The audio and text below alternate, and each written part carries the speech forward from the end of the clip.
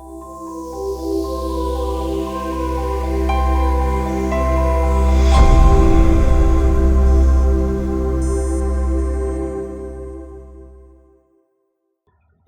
minasyaitonirrajim. Bismillahirrahmanirrahim. Alam nakhluqukum mimma immahin faja'alnahu fi qararim makin ila qadarin ma'lum faqadarna fa ni'mal qadir wailu yawma idzin lil mukadzibin. Allah Subhanahu wa taala berfirman, alam nakhluqukum mimma immahin, bukankah kami telah menciptakan kamu dari air yang sangat hina, maksudnya air mani. Faja'alnahu fi qararin makin, kemudian kami letakkan air mani itu di dalam tempat yang kokoh, maksudnya rahim. Ila qadarin ma'lum, sampai batas waktu yang ditentukan.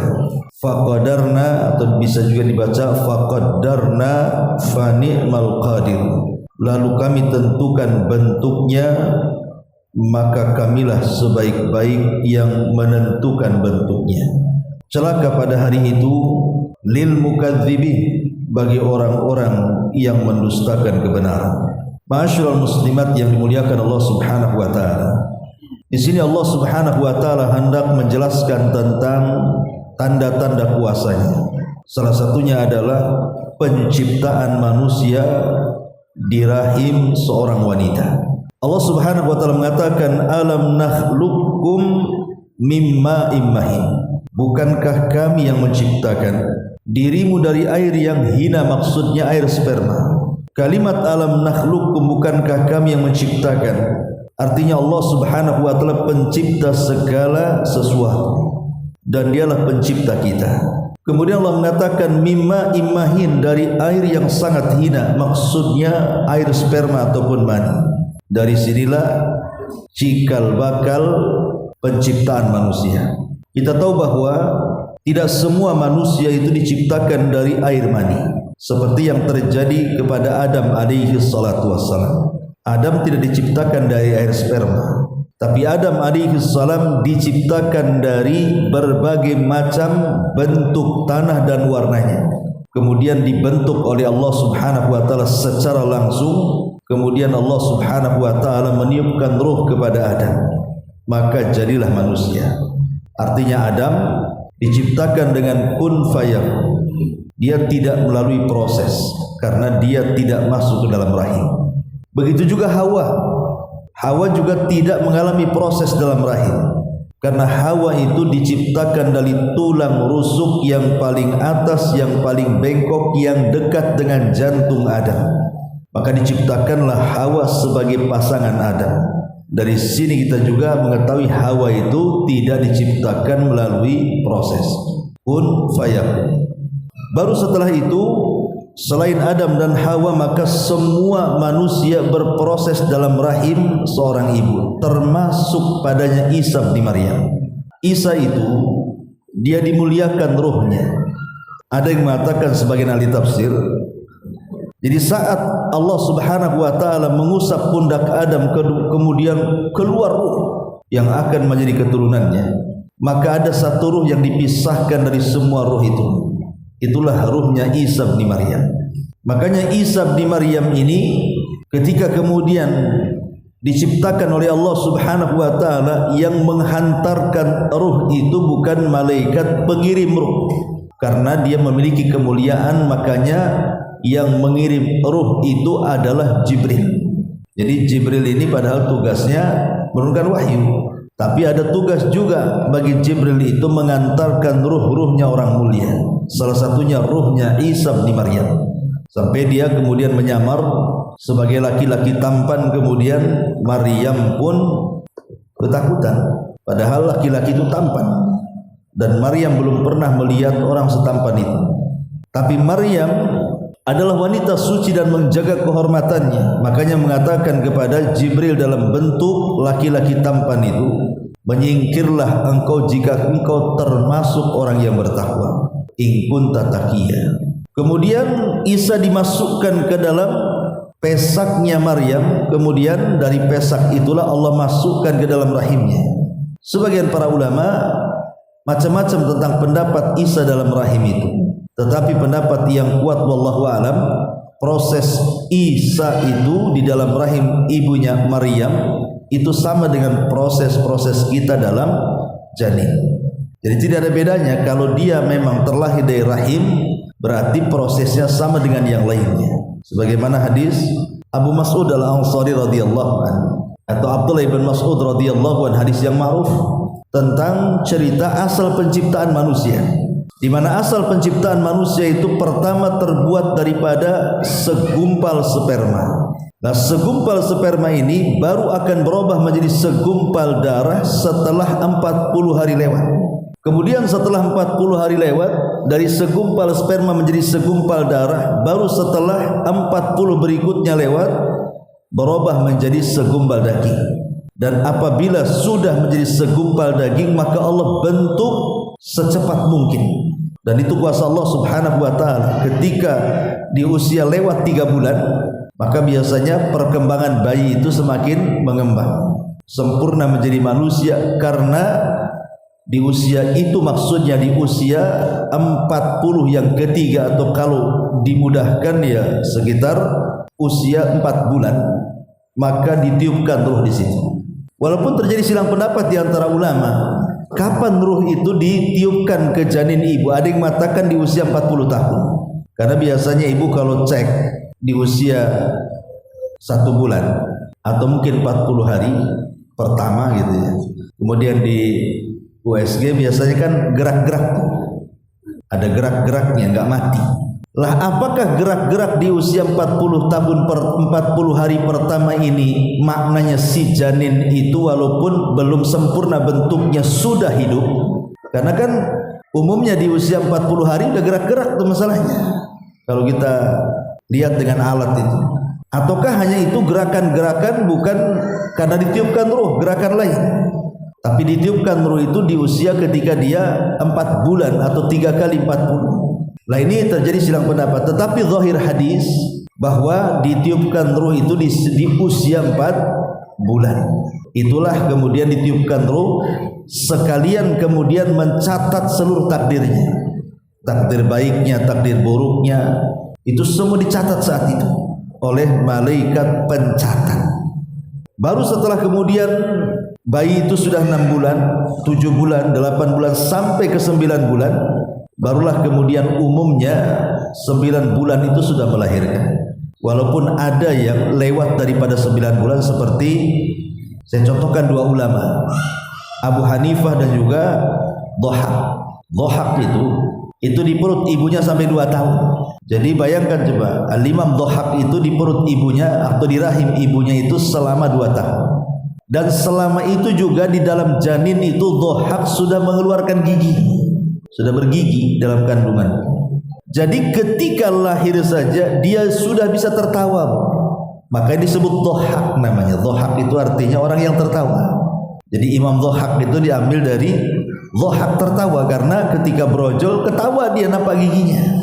Jadi ada yang usianya 2 tahun baru melahirkan, atau seperti Abu Hanifah juga sama, 2 tahun melahirkan kemudian sudah tampak giginya. Tapi kan ini jarang-jarang kan, ya ini 1-2 lah kejadian itu. Kalau sampai 20 tahun di rahim brojol langsung kawin lah itu. Maksudnya ini kan sampai 2 tahun deh paling lama. Umumnya kan orang melahirkan biasanya di usia 9 bulan atau di bawah itu, prematur. Ya.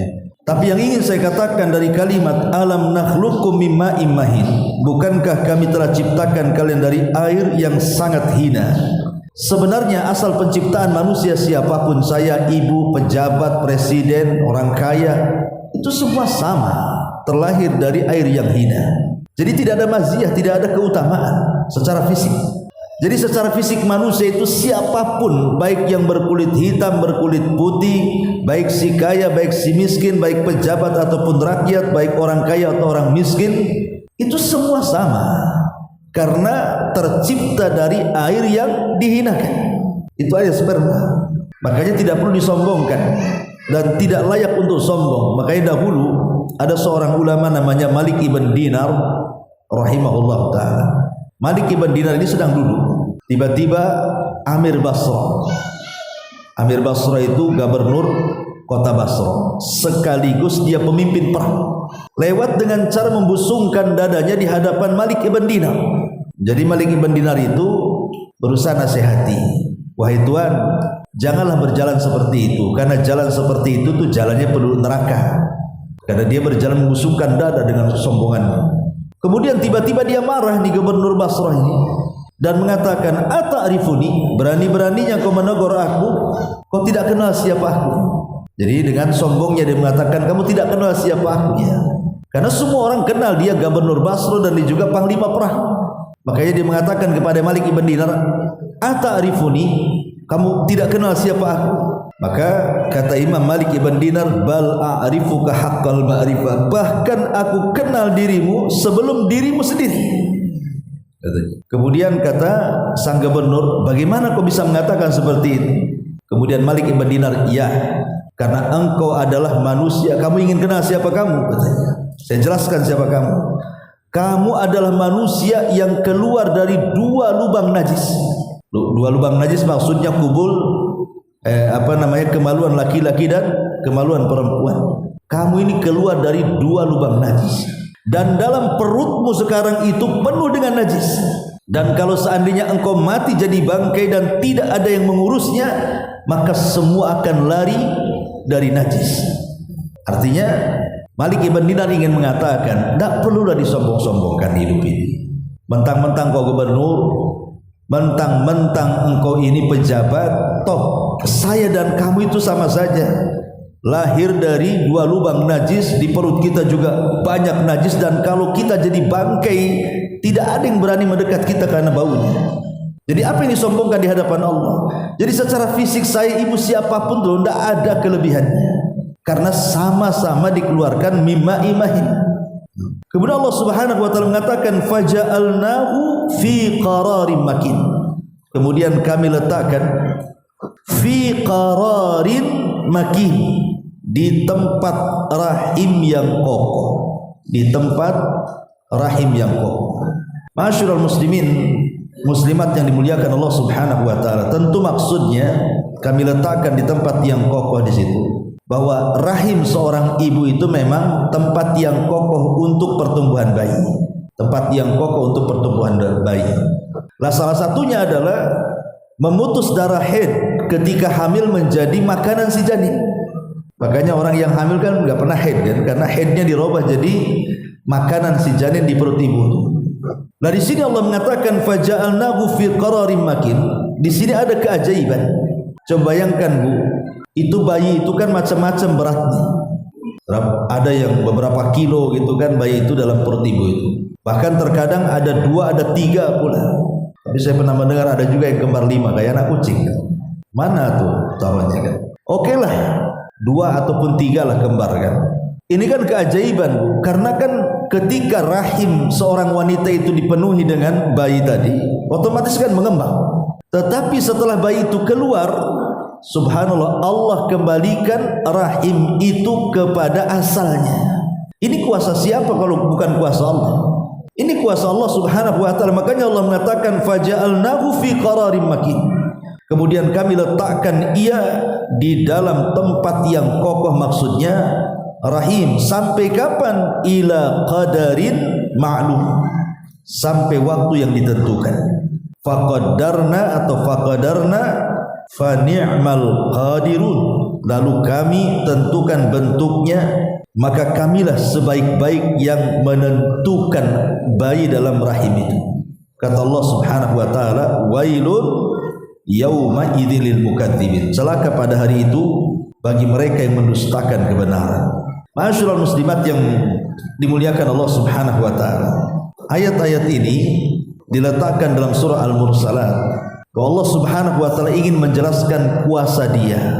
Masih ada juga yang mendustakan Allah atau ayat-ayatnya, padahal sudah jelas demikian luar biasanya kuasa Allah Subhanahu wa taala terhadap penciptaan kita.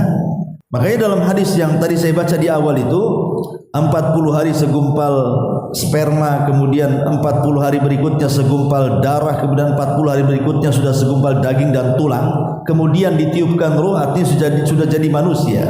bahwa ini nikmat kalau seandainya kita yang keluar dari rahim seorang ibu kita itu kan nikmat besar. Karena kan kita tahu bahwa apa istilahnya itu kalau sperma laki-laki itu kan bisa membuahi bukan hanya ribuan kan jutaan tuh. Tapi yang jadi kan satu. Coba kalau seandainya semuanya jadi, muat nggak tuh rahimnya? Yang jutaan ini kan nggak muat. Dan setelah kemudian yang jadi ini nempel di rahim kemudian menguat, lah yang jutaan ini jadi makanannya kan, jadi nutrisinya malah.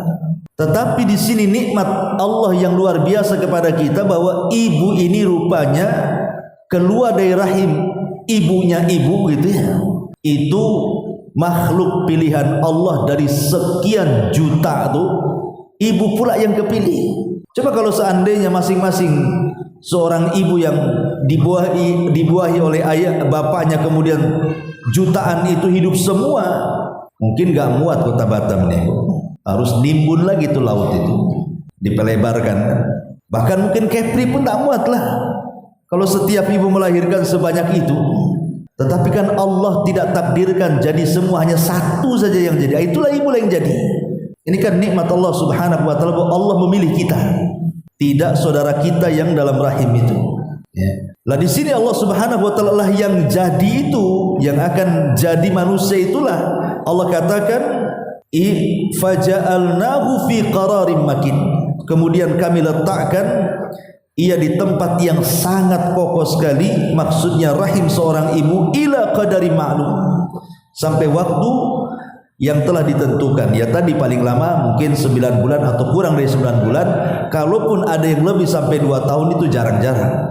Seperti kisah Abu Hanifah ataupun kisah Imam Duhaq tadi kan, sampai 2 tahun sehingga keluar sudah bergigi, sudah senyum pula dia, sudah langsung lucu bu, gak perlu lagi merawat dari bayi kecil kayak susah kan, ini udah enak ada senyum-senyum ya, udah bisa diajak bicara tuh keluar aja.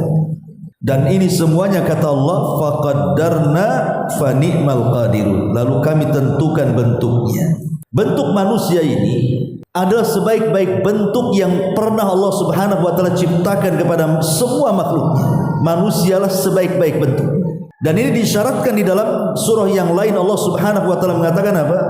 Wattini wazzaitun wa turi sinina wa hadzal baladil amin laqad khalaqnal insana fi ahsani taqwim. Sungguh kami telah ciptakan manusia dalam bentuk yang paling baik. Dari semua makhluk Allah yang Allah ciptakan, manusialah bentuknya yang paling baik itu sebenarnya. Cuman kadang-kadang mereka tidak bersyukur. Banyak yang tidak bersyukur kan. Allah sudah cantik-cantikanlah itu, macam mana Allah bentuk dalam rahim itu. Ketika sudah brojol, mulailah pakai tato. Dan cantik-cantik ditato. Kemudian saya lihat anak-anak pang itu di sininya sampai dilubangi. Nanti ditaruh tutup botol aqua di sini. Subhanallah. Dia kira ganteng, yang ada serem. Allah sudah cantik-cantik buat dia. Fi ahsani taqwim, dia robah pula ciptaan Allah.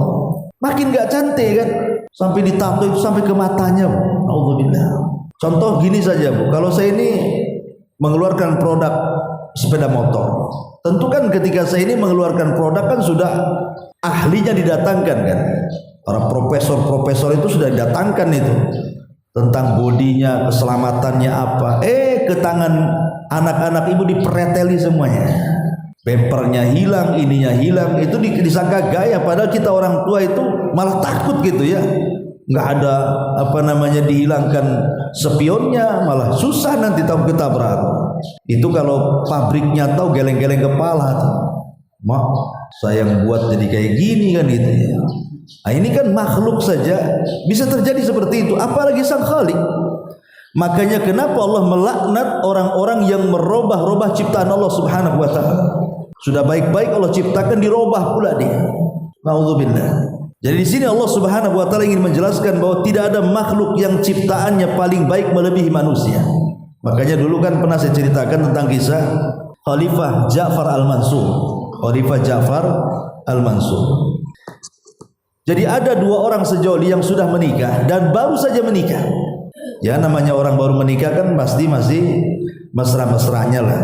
Jadi malam-malam ketika purnama, 2 orang yang baru menikah ini ke padang pasir, kemudian baring-baring di padang pasir sambil melihat keindahan purnama.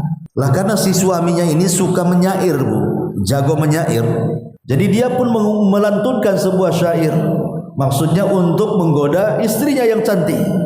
Entah kepeleset lidah ketika membuat syair itu, sambil menunjuk ke bulan dia mengatakan, illam takun kal qamari wa anti talik, katanya. Kalau engkau wajahmu tidak seindah bulan, kalau wajahmu tidak seindah bulan, maka jatuhlah talakku kepadamu.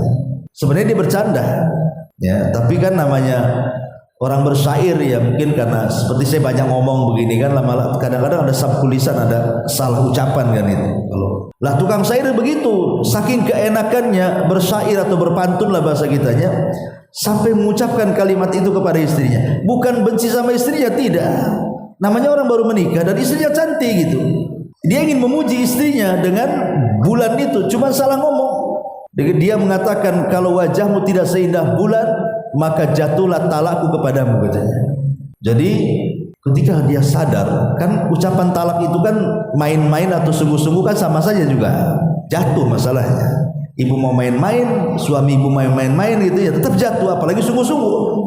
Jadi dua orang ini melaporkan kepada khalifah, ya khalifah, aku sudah mengatakan kepada istriku, jika wajahmu tidak seperti bulan, maka jatuhlah talak kepadamu. Apakah ini jatuh talak yang seperti ini? Maka khalifah bingung. Dikumpulkan semua ulama dari semua madhab. Madhab Syafi'inya ada, madhab Hambalinya ada, madhab Malikinya ada, madhab Hanafinya ada. Dikumpulkan satu ruangan, kemudian ditanya soalan ini. Bagaimana pendapat kalian, jatuh talak atau tidak? Tentang kasusnya anak muda ini yang mengatakan kepada istrinya di malam hari ketika melihat purnama, illam takun kal qamari fa anti talik. Kalau wajahmu tidak seindah bulan, maka jatuhlah talak. Sepakat semua ulama jatuh talaknya, kecuali satu anak muda dari madhab Hanafi. Jadi Syafi'i, Hambali, Maliki itu sepakat jatuh talaknya, karena sore jelas kalimatnya, ya. Kata anak muda itu, kalau saya tidak setuju. Kata sang khalifah, engkau menyelisih banyak orang, gak apa-apa, aku tidak setuju dengan pendapat mereka, bagiku tidak jatuh talak, katanya. Jadi sang khalifah mengatakan, bagaimana engkau bisa menyelisih orang banyak dan mengatakan tidak jatuh talaknya? Ya, karena kalau kita bandingkan wajah dia dengan wajah matahari, itu masih jauh cantik manusia dibandingkan matahari, dibandingkan bulan. Jadi kalau seandainya kita ini makhluk manusia dibandingkan dengan bulan, masih indah manusia ciptaannya itu. Karena Allah mengatakan, laqad khalaqnal insana fi ahsani taqwim. Dan sungguh kami ciptakan manusia itu dalam sebaik-baik bentuk. Makanya tidak ada yang lebih bentuk dibandingkan bentuk manusia. Maka sang raja mengatakan, sodaqta, engkau benar, aku setuju dengan pendapatmu. Tidak jatuh talak, kan itu. Ini pendapat Imam Malik, ya, pendapat Abu Hanifah atau muridnya Abu Hanifah yang mengatakan kasus seperti itu tidak menjatuhkan talak. Tapi dalam mazhab Syafi'i, Hambali, Maliki dikatakan jatuh talaknya. Ya. Faqaddarna fa ni'mal qadirun, maka kamilah sebaik-baik yang menentukan bentuk ataupun takdir manusia. Masyaallah muslimat yang dimuliakan Allah Azza wa Jalla. Kemudian terakhir Allah tutup, wailun yauma idzil mukadzibin. Celaka pada hari itu bagaimana mereka bisa mendustakan kebenaran. Nikmat mana lagi yang kalian dustakan? Nikmat mana lagi yang kalian dustakan? Celaka kalian. Di sini renungan sudah jelas, ya. Ketika Allah menyebutkan tentang masalah penciptaan manusia sudah jelas. Lalu apa lagi yang kau akan dustakan dari perkara jelas ini? Seolah-olah Allah Subhanahu wa taala menyinggung seperti itu. Kemudian Allah Subhanahu wa taala mengatakan, alam naj'alil arda kifatan. Bukankah kami jadikan bumi itu tempat berkumpul, ahya'an wa amwata, bagi yang masih hidup dan yang sudah mati. Artinya orang kalau belum dikiamatkan berarti masih dunia, walaupun sudah meninggal dan hidup di alam kubur, gitu maksudnya. Kecuali kalau sudah dikiamatkan beda, ya, sudah alam akhirat, sudah alam lain ceritanya. Tapi kalau sebelum kiamat, maka di sini Allah Subhanahu wa taala mengatakan, bukankah kami jadikan bumi ini tempat berkumpul bagi yang masih hidup ataupun yang mati. Di atas orang hidup, di bawah orang mati. lah bumi ini tempat berkumpul mereka, sampai kemudian buminya dihancurkan dan Allah ganti dengan bumi yang baru, kemudian atau tetap bumi ini cuma diganti bentuknya. Sebagian para ulama mengatakan kalimat kifata, ada yang mengatakan bahwa kifata itu artinya menjepit. Jadi kalau seandainya bumi itu menjepit bagi orang-orang yang hidup ataupun mati, ada sebagian ulama tafsir mengatakan bahwa orang-orang yang mati dan masuk ke liang lahat itu akan dijepit dengan tanah kuburan. Jadi tanahnya akan menyempit sampai kemudian rata dengan tanah. Ya ini perkara gaib. Kalau ditaruh CCTV ya nggak akan bergerak tanah itu. Maksudnya kan perkara gaib seperti itu, dan hanya dirasakan oleh si mayat saja. Tapi kata para ulama bahwa semua orang tidak mungkin lepas daripada dhabtatul qabri. Himpitan kuburan itu nggak ada yang lepas. Siapapun, baik dia orang jahat ataupun orang baik, baik dia orang kafir atau orang yang beriman, himpitan kubur itu tidak mungkin lepas kepada siapapun. Beda dengan azab kubur atau nikmat kubur atau fitnah kubur gitu ya. Tapi himpitan ini semua kena. Bahkan Sa'ad ibn Mu'adz radhiyallahu anhu itu kan tokoh dari tokoh-tokoh Ansor yang paling terpengaruh ya di zaman itu. Dia terbunuh di perang Uhud. Kemudian ketika dikuburkan, apa kata Rasul, kalau seandainya ada orang yang selamat dari himpitan ini, orang inilah orangnya. Maksudnya ditujukan kepada pemimpin Aus tadi, Sa'ad ibn Mu'adz. Tapi Sa'ad pun tidak selamat kata Rasul. Artinya semua terkena himpitan. Itu maksudnya kalau kifatan ini untuk orang-orang mati. Tapi kalau yang dimaksud kifatan di sini untuk orang-orang yang hidup, artinya Allah mudahkan semuanya. Yang jauh, yang dekat, yang jauh serasa dekat, yang dekat makin dekat lagi. Itu makna kifatan ketika ditafsirkan bagi orang-orang yang hidup, dan juga maknanya juga diberikan kesenangan, ketenangan selama hidup di dunia.